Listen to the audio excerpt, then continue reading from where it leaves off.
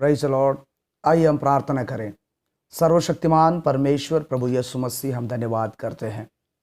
प्यारे प्रभु, तेरे अनुग्रह तेरे दया के लिए धन्यवाद करते परमेश्वर। आज फिर से प्रभु इस वचन के सामने आने के लिए प्रभु सहायता किया। वचन सुनने वाले हर एक के हृदय में तू कार्य कर और वचन की श्रेष्ठता लोग समझे और प्रभु पहचाने और सच्चाई में स्थिर रहे। परमेश्वर सुनने वाला हर एक के जीवन में आशीष दे, छुटकारा दे और अनुग्रह और अभिषेक कर खुदा। लोग सुनकर वचन में स्थिर और मजबूत बने रहे, ऐसा आप सहायता कर। धन्यवाद के साथ प्रार्थना यीशु मसीह के नाम से मांगता हूँ, आमेन। प्रभु के नाम की स्तुति हो, परमेश्वर को महिमा मिले। आप सभी लोग अच्छे हैं। पिछले बार मैंने एक क्लिप डाला जिसमें परमेश्वर की वचन की श्रेष्ठता, उसमें 4 बातें कहने को कहा, परंतु एक ही बात अभी चल रहा है जो परमेश्वर का वचन सृष्टि करने वाला है। परमेश्वर का वचन श्रेष्ठ है, सृष्टि करता है, बनाता है, निर्माण करता है। उसका पहला भाग हमने देखते हैं, ये वचन सब कुछ बनाया है। आज उसी को, उस वचन की श्रेष्ठता को और हम देखेंगे। इंसान को परमेश्वर बनाया है ना। परमेश्वर ने इंसान को बनाया।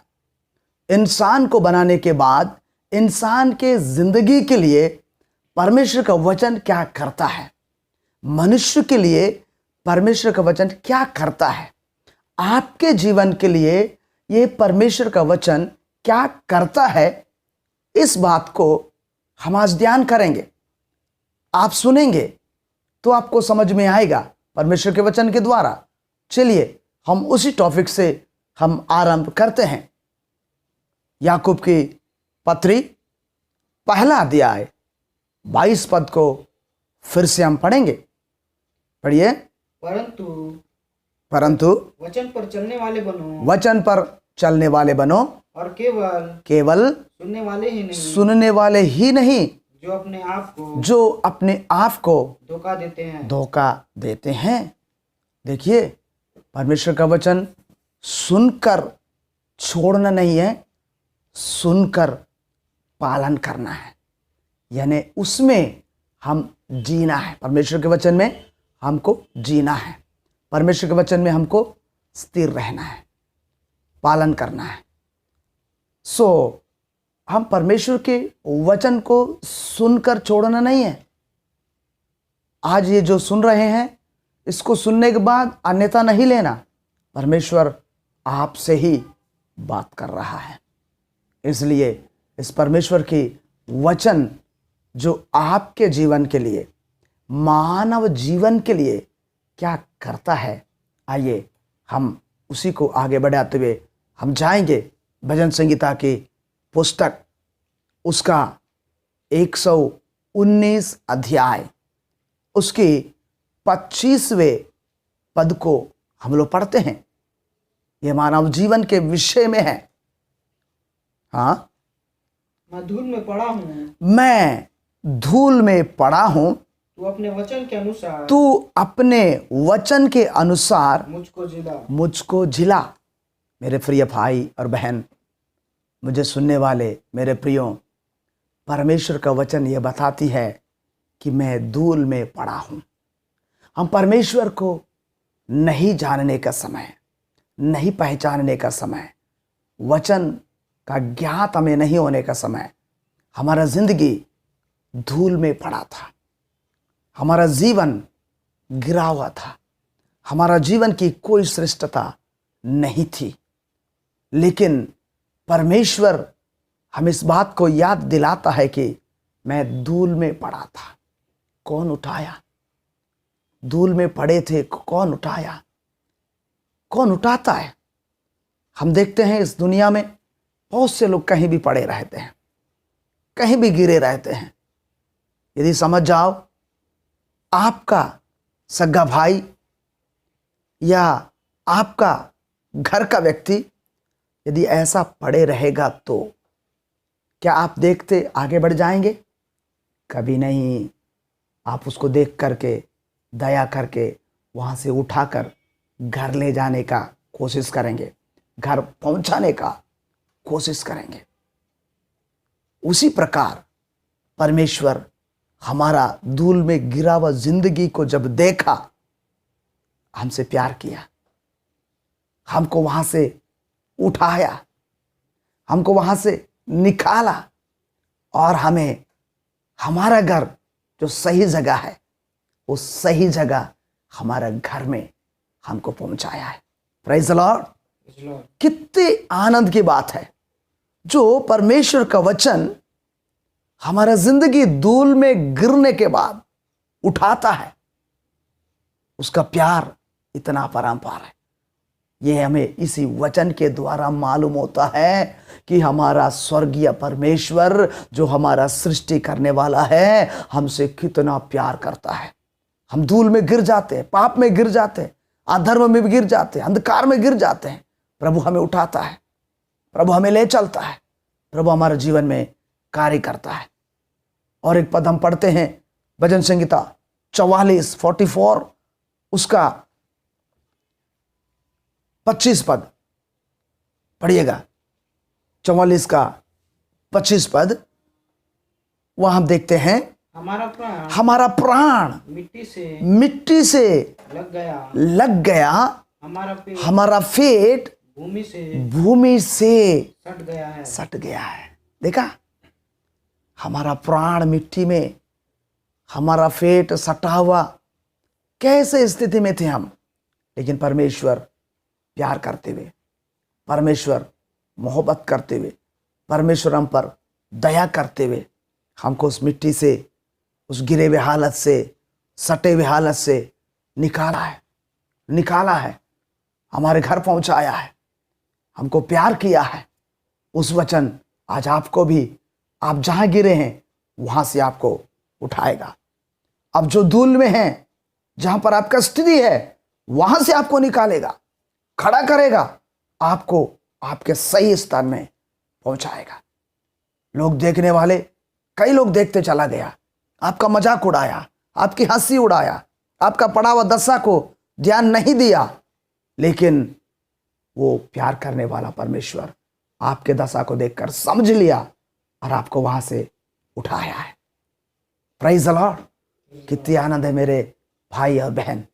और एक पद मैं आपके सामने लाता हूं, यही भजन संहिता 119 अध्याय उसका 50 पद में हम पढ़ते हैं,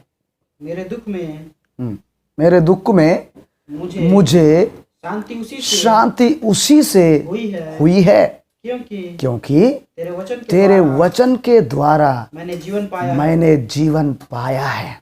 देखिए मेरे प्रिय भाई और बहन, मेरे दुख में, यहां पर भजनकार कहता है मेरे दुख में। आज उस भजनकार के स्थान में आप खड़े हो जाइए। आपके दुख में, मेरे दुख में, हम सबके दुख में परमेश्वर के वचन के द्वारा हमको शांति मिलती है। देखिए, इस वचन को सुनने से हमारा जीवन में शांति मिलती है, आनंद मिलती है, खुशी मिलती है, चंगाई मिलती है, छुटकारा मिलता है। इस वचन के द्वारा हमको आजादी मिलती है। इस वचन, जो वचन को हम आज सुनते और उसको श्रेष्ठ नहीं समझते हैं, उस वचन ही हमारे लिए जीवन है। आज हम जो जीवन श्वास ले रहे हैं, इस वचन के द्वारा हमें मिला है। इस वचन में जीवन है। वो जीवन मनुष्यों की ज्योति है। वो वचन ही हमें जिलाता है। इसलिए आपका घर में शांति वचन के द्वारा, आपके जिंदगी में छुटकारा वचन के द्वारा, आपके जीवन में समाधान वचन के द्वारा मिल जाता है। इसलिए इस वचन को श्रेष्ठ समझना है, आदर करना है, सम्मान करना है। इसको सुनने के समय आपका ध्यान इधर उधर नहीं होना है। कई लोग क्या करते हैं, मोबाइल चालू करते और दूसरा काम करते रहते हैं। आप उसको ध्यान देना है, वचन को पढ़ते रहना है, क्योंकि वचन में जीवन है। वो वचन आपके अंदर जीवन लाता है। आपका जिंदगी धूल में पड़ा हुआ था, नाश होने की कगार में थी, परमेश्वर प्यार करके आपको वहां से उठा के इस वचन के द्वारा आपको जीवन दिया है। आइए और एक पद को हम पढ़ लेते हैं। भजन संहिता 119 154 154। उधर ऐसा लिखा है, मेरा मुकदमा लड़ मेरा मुकदमा लड़ और मुझको छुड़ा ले, और मुझको छुड़ा ले, अपने वचन के अनुसार अपने वचन के अनुसार मुझको जिला। परमेश्वर का वचन बोलता है कि मेरा मुकदमा लड़, मुझे छुड़ाने के लिए, परमेश्वर आपको छुड़ाने के लिए उसने बड़ा दुख उठाया। शैतान के साथ युद्ध करके आप शैतान के फंदे में थे, शैतान के जाल में फंस गए थे, श्राप के अंदर थे आप। उस श्राप से छुड़ाने के लिए, उस फंदा से छुड़ाने के लिए, उस बंधन से बाहर लाने के लिए परमेश्वर ये वचन जो है क्या किया, मुकदमा लड़ा। मुकदमा लड़ा है आपके लिए, वचन जाकर काम किया है। वचन कौन है? यीशु मसीह है। यूहन्ना का हम पढ़ते हैं 1:14 में, वचन देहधारी हुआ और हमारा बीच में डेरा किया और हमने उसकी ऐसी महिमा देखी, एक परमेश्वर के लौते की। यानी परमेश्वर का वचन ही प्रभु यीशु मसीह है। प्रभु यीशु मसीह इस जगत में आया स्वर्ग को छोड़ करके। आपके जीवन धूल में पड़ा था, वहां से निकालकर आपके घर पहुंचाने के लिए, सही स्थान में पहुंचाने के लिए शैतान से युद्ध करना पड़ा। उस युद्ध में घायल होना पड़ा यीशु मसीह को, खून बहाना पड़ा यीशु मसीह को, दुख उठाना पड़ा यीशु मसीह को। फिर भी यीशु मसीह उस दुख उठाने के बाद भी आपको छोड़ा नहीं है, आपको वहां से निकाल करके छुड़ा लिया और आपको जीवन दिया, अनंत जीवन। अनंत जीवन आपको दिया है। इस वचन के अनुसार मुझे जीवन मिला, आपको जीवन मिला। इसलिए वचन में ऐसा लिखा है, फिर एक बार उसको हम दोहराते हैं, मेरा मुकदमा लड़ और मुझे छुड़ा ले, अपने वचन के अनुसार मुझको जिला। वचन के अनुसार मुझको जिला, क्योंकि वचन जिलाने वाला है। नाश हुआ व्यक्ति को जिलाने वाला वचन है। लाजर मर गया था, कब्र में चला गया था, 4 दिन हो चुकी थी, किसी को उम्मीद नहीं था, किसी को आशा नहीं थी। उसकी बहन मार्था ने भी कहा, मुझे मालूम है प्रभु वो पुनरुत्थान के दिन जरूर जिएगा, लेकिन उसी दिन जीने की किसी की भी उम्मीद नहीं थी। यीशु ने गया, पत्थर को हटाने बोला, पत्थर हट गया। यीशु मसीह ने जोर से पुकार करके लाजर को बुलाया। लाजर कफन से बंधा हुआ कब्र से बाहर आया है, बंधा हुआ बाहर आया है। ये वचन के अनुसार लाजर का जीवन वापस आ गया है। नाश हुए वाले को जिलाने वाला यह वचन है। इस वचन का श्रेष्ठता आपको और मुझको समझना बहुत जरूरी है। और एक वचन हम देखते हैं, इस वचन और क्या करता है। यही भजन संहिता 119 उसका 11वां पद में लिखा है, यदि आपको जीवन दिया, आपको धूल से निकाला, खड़ा किया, स्थिर किया, आपके घर पहुंचाया, अब आपको क्या करना है? थोड़ा ध्यान से सुनिएगा, पढ़ेंगे उसको 119 का 11 पद। मैंने तेरे वचन को अपने हृदय में रख छोड़ा है कि तेरे विरुद्ध पाप ना करूं। आपको पता है ये जो वचन है ना, जिसको हम नियमित नहीं पढ़ते हैं, जिसकी अध्ययन हम नहीं करते हैं, वचन को ध्यान से सुनते नहीं है, ये वचन बताती है मैंने तेरे वचन को अपना हृदय में रख छोड़ा है। हमारे हृदय में क्यों रखना है परमेश्वर का वचन? आपको पता है? हमारा मन, हमारा हृदय धोखाबाज है, सच नहीं है। इस धोखेबाज हृदय में परमेश्वर का वचन डालना है, रखना है इसमें। इस वचन यदि हमारे हृदय में रहेगा तो मैं तेरे विरुद्ध पाप नहीं करूंगा। आपको पाप से बचाता है यह वचन, आपको पाप करने से बचाता है, पाप में जाने से बचाता है, पाप में स्वभाव से आपको छुड़ाता है। अब आप सोच रहे होंगे पाप करने से क्या होगा? बहुत लोग तो करते हैं, लेकिन मेरे प्रियो ध्यान रखना, पाप का मजदूरी मृत्यु है, नरक है, अधोलोक है, जलती हुई भट्ठी है, आग है। कभी आप वहां से बाहर नहीं निकलेंगे। पाप की मजदूरी मृत्यु है, अधोलोक है। उससे यही वचन बचाता है, आपको छुड़ाता है।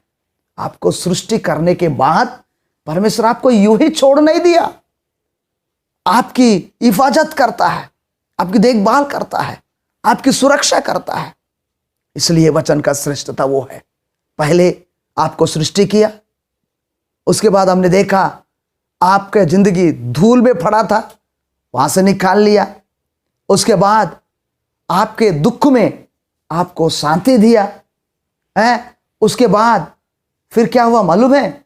आपके लिए लड़ करके आपको छुड़ा लिया और आपको वचन दिया ताकि आप पाप से बचे रहे, नरक से बचे रहे और परमेश्वर में बने रहे।